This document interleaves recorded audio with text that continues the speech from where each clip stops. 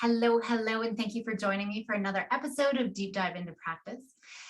Today, I'm going to be talking about the myth of happiness because there's this belief that we should all be happy. And this is one of those shared delusion beliefs that I talked about in previous episodes, where I say we kind of all get sucked into this shared delusion.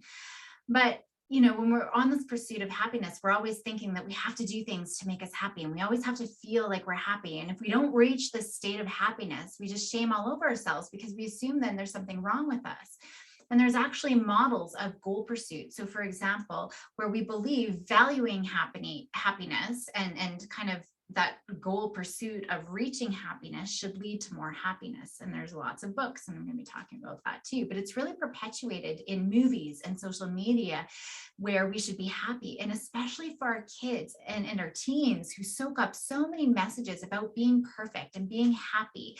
And there's this constant comparison in every aspect of life to pressure to live up to these unrealistic expectations, whether it's to be, have the perfect body, to have the perfect boyfriend, to have the perfect life, to do all of these things. And I've seen teens waste hours trying to get the perfect pose with a kitten, and then they're fighting with each other, but it's just, I need to get the good picture to put it up, right?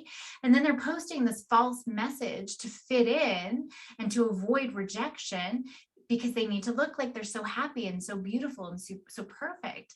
And then what we do is we create this vicious cycle of misery where we're wasting away our precious lives scrolling social media, and especially our kids and teenagers, and they're seeing how much happier everybody else is.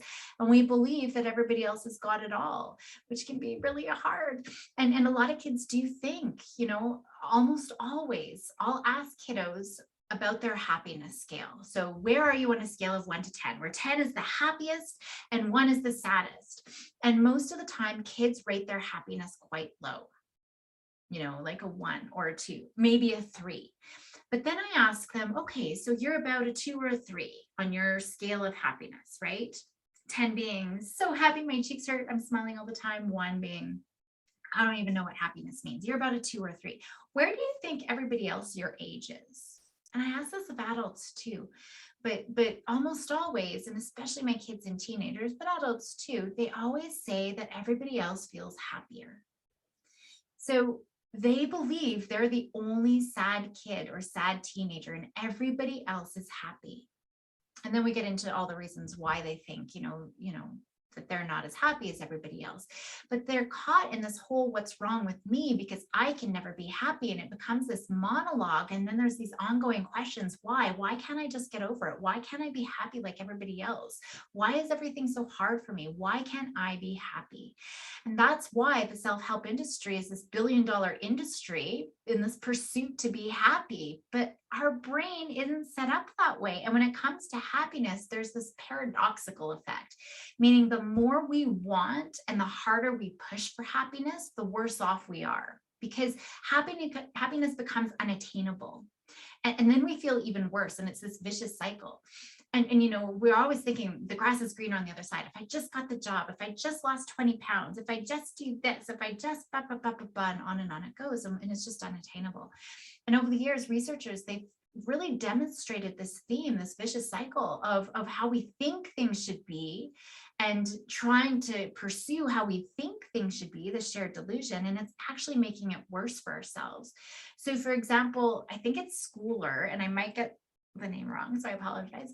Schooler and colleagues found that there were these participants. So when they were told to try to make themselves feel as happy as possible, and so they're listening to music and they had to try to make themselves feel happy as possible, they reported feeling less positive moods than people who weren't given any instructions at all. So by trying to be happy, they felt worse off. And other researchers have also found that valuing happiness led to less happiness. And when they tried to induce happiness, so let's go watch some happy movie clips or happy TV shows and try to make yourself happy, they were feeling worse. So researchers have really concluded that by pushing for this happiness, people are just setting themselves up for disappointment in their level of happiness, and then they feel less happy. And so their findings, they really suggest that encouraging mindsets that maximize happiness, which is the goal of a lot of self-help books out there and a lot of things that parents pick up that sound so beautiful, like growth mindset. It sounds so fantastic, and I want to do this. It's actually counterproductive because it's just making people vulnerable to the paradoxical effects. Here's a great example. Stress is a very good example. So we've heard over and over and over about how bad stress is for the body, right? And for the mind, and it's going to kill us. And my husband's sure that I'm going to die of a stroke, but what he doesn't know is that I know, but is how we think about stress. So we hear all of these messages, and it's promoted that we're going to have, when we're stressed, we have this increased cortisol, and that's going to lead to a lowered immune system, and it's going to lead to burnout and depression and heart disease. All of these things are going to happen. But here's the thing. Old research. So it was 98, I think, end of the 90s. Keller and colleagues, they went and did one of the biggest studies looking at stress and the perception of stress. And they asked like 30,000 adults in the United States how much stress they experienced in the past year. And they were asked if they thought the stress was harming their health. And then they did a follow-up 8 years later, and they said yes. So those people who had higher levels of stress did, in fact, have increased risk of premature death by 43%. But here's the catch. It was only for people who believed that their stress was harming their health. So those who reported high levels of stress, but they didn't believe the stress was harmful for their health, had the lowest risk of death compared to anyone else in the study, even the people who only had small amounts of stress. So it wasn't that the stress is bad, it's the belief that the stress is bad. And so researchers have found similar things over the years, and that, being able to accept in how we think about things is a key piece of promoting successful stress management. It's the same thing, when COVID was coming, there was this huge media explosion on how this huge mental health crisis was coming. But it was the minute that the media put out there that this mental health crisis is coming, that the mental health crisis hit. So it's all about how we talk about things and how we hear about things. It's so impactful and so influential. So we need to be careful of the words that we're saying to our kiddos and teens that we're working with. So in our pursuit of happiness, we're hearing all sorts of things about changing our thoughts. One way we're encouraged is through positive affirmations, right? Over the past 2 decades, there's been so much research on the concept of self-perception. We're hearing the popular media, the books that sound so beautiful, The Secret, just think it and believe it and it will come true, right? But when we look at the research shows us that positive affirmations, it only makes us sadder if it doesn't fit with our self-concept. So for example, this is what they would do. They would have people go and do those positive affirmations. I am lovable. I am brave. I am worthy. I am strong, whatever it is. I'm courageous. And then they measured those people, in relation to their mood and how they felt about themselves. And here's the thing, the people who were in the low self-esteem group, the ones who probably needed those positive affirmations the most, they felt worse after saying those positive affirmations. The high self-esteemers felt a little bit better, but it wasn't clinically significant. It really didn't make a difference. So, if we think about why adults, when they praise a child, we see them freak out, if we're praising them, it's because they're perceiving that feedback as overly positive. It doesn't fit with who I believe I am or that I'm worthy of. And so then we feel worse because we feel like we're even further away of, wow, that's what they think of me. This is what I think of myself. And I'm feeling even worse now because there's such a huge discrepancy. So then what they did is they had people list both negative and positive thoughts about themselves. So those with the low self-esteem, they were in a better mood because they could have those negative thoughts as well. They're not just focusing on the positive. And so it was a more balanced view. And then they felt, a little bit better. So, if we do have people or kiddos and teens who don't feel like they're very interesting or they don't feel like they're very lovable, they just simply can't believe those positive affirmations, right? And so that's only strengthening their own initial sort of negative view of themselves. And so same thing too, if we're trying to reassure our anxious brain that nothing bad's going to happen, nothing bad's going to happen, nothing bad's going to happen, it does very little to affect that underlying belief that if something did happen, it would be completely terrible. So we need to be careful when we're giving those reassurances and nothing bad's going to happen, right? So when we look at this, there's even something to think about and to be said about optimists and pessimists. So we always think, we should just be optimistic, look for the silver lining. Why do you always have to be a bummer all the time and always complain about everything? It's always such a bummer. And I know parents are bringing their kids all the time because, we could go to Disneyland. Well, for some of you, that might be in your backyard, but for us, that's a huge thing. We could go to Disneyland and they're like, it was okay. Maybe there's a protective factor here we got to look at, because we do see optimists usually fall further and harder when bad things happen because they're not prepared, compared to pessimists who expect the worst to happen anyways. And then they realize, hey, it wasn't actually that bad after all. So there is that protective factor here. And Viktor Frankl, who's huge in psychology, he wrote about this from his experience surviving the Nazi death camps. And it was the optimists who died first because they were always like, okay, today's the day, today's the day, today's the day, today's the day. And then when the realization hit that the day's not coming, they fell and ultimately died. Whereas the people who are pessimists, they're just kind of stuck in it. They're can't get worse than this, right? And so there is a piece. I'm not saying that we should all be Debbie Downers, but there's something here that we really need to think about. So it's not that we can't feel happiness, not at all. Of course we can. But when we push for happiness and when we believe we should be happy and all the time, that's where we get into a trap. It's just like, those Chinese finger traps. The more we try to pull away from sadness or, pushing towards happiness, the more we're going to get trapped, especially in that. Or whenever, we've got this ironic processing in the brain, whenever I say, don't think of a white bear, whatever you do, don't think of a white bear. Of course, our mind is going to go directly to that bear because of the ironic processing, but our brain's like, oh, white bear, that must be really important. My person doesn't want me to think of it. It must be really important. Something else to think about, our brains are not designed for us to be happy. Our brain is very powerful and there's a lot that our brain can do, but there's no particular brain pattern for happiness. Our brain, if you think about it, it was built to survive. The amygdala, which is kind of that watchdog of the brain, that's what a lot of children learn in school that the amygdala does. It's looking out for danger to keep us safe.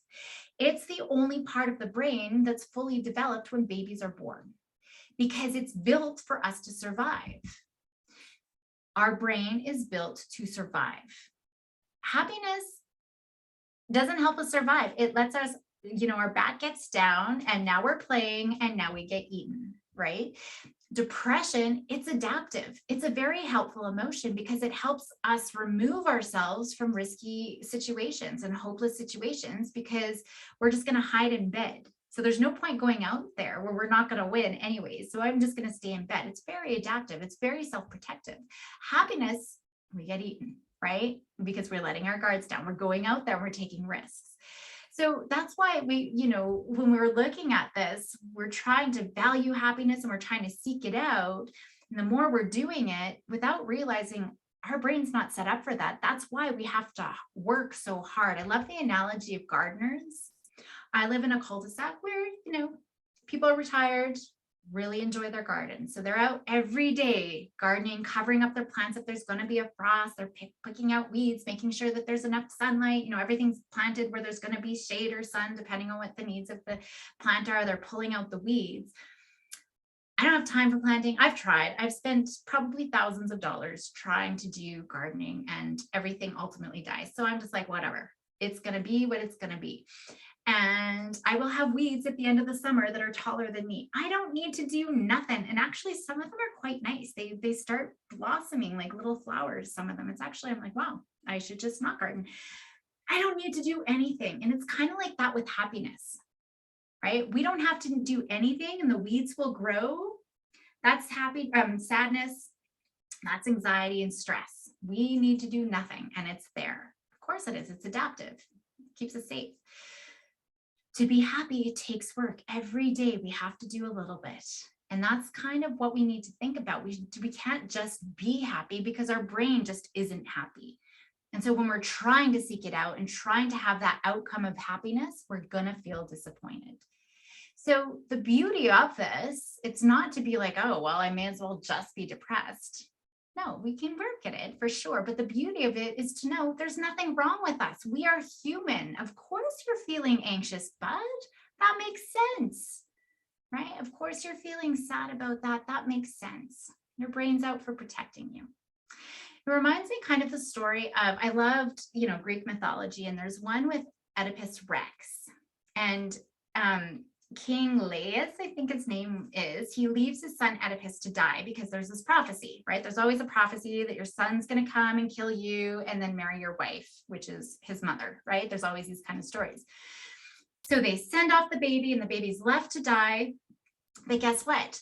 The king and queen of Corinth save him. They find this baby and they're having problems having babies themselves. So they take him in and they're like, oh, just a gift from God, right? And so Oedipus grows up believing that these are his real parents. And he hears this prophecy that he is going to kill his father and marry his mother. And so he is mortified. And so he leaves Corinth, right? He's like, oh my gosh, this can't happen. Everybody believes these prophecies, right? So he leaves. So who does he meet once he leaves Corinth? Laius, his real dad, not knowing that he's his dad, who he kills. And then guess what? He wins the throne and he marries his mother. So in trying so hard to avoid all of these prophecies, they brought all of them to fruition. And it kind of runs, with kids, I'll talk about Kung Fu Panda, where there's this prophecy that the really mean tiger guy is going to escape. And so everybody panics. And the little koala bear thing, I don't know what he is, he goes and he sends the duck, go tell the rhinoceroses, at the prison that the tiger is going to escape. Make sure they lock down, make sure he doesn't escape. But the duck, in going to send the message, one of his feathers falls down into the tiger's cage. And guess what? The tiger gets to unlock himself. So by panicking and by trying to prevent that from happening, they make it happen. And so as soon as we start to cling to some outcome like happiness, that clinging is the cause of the problem in the first place. Or as soon as we try to run away from the pain and try to push it out, it just grows and intensifies, kind of like that mosquito itch you're trying to avoid, but it just becomes so overwhelming, you just got to avoid it. So it's always going to come back and bite us in the butt. So we really have to understand that our brain is not set up to be happy. Again, not for doom and gloom and to set in those, in previous episodes I talked about, don't talk about genetics and how it's ingrained. That's not, the point of this, but it's just to be able to say, of course you feel that way. We're normalizing it so that kids and teens and adults too don't think that there's something wrong with me. Why am I always like this? You're always like this because you are a human being, right? Because the harder we try to push for happiness and wonder about what the heck is wrong with us, it's just going to be hard at the end of the day. So just remember that telling yourself or your kids or parents telling your kids or your class, whatever kids that you're working with or yourself, just telling them to be happy, don't worry about it, that's really counterproductive because we're making them more vulnerable to those paradoxical effects of our brain. We need to say, of course you are. That makes sense. And this tells me that you are a really studious student because you are worried about how you're going to be doing on your test. Or you are such a loyal friend because you're really worried about, your best friend still liking you after that fight that you had. Of course, that makes sense. And that tells me a lot about the kind of person you are. It wouldn't be a big deal if we didn't worry about things, if we didn't stress about things. So I think that that's really important for us to, at the end of the day, to think about. And it just helps normalize. And when we can normalize, we can get out of that, we get sucked into anxiety and then we do anxiety. And it's just a big vicious cycle. So if we can get out of that, we're still going to feel it. We're still going to be worried and have those thoughts and feel all the things in our body, but we can respond a little bit differently and we don't have to get sucked up in it. So thank you for joining me today, and I will see you next time.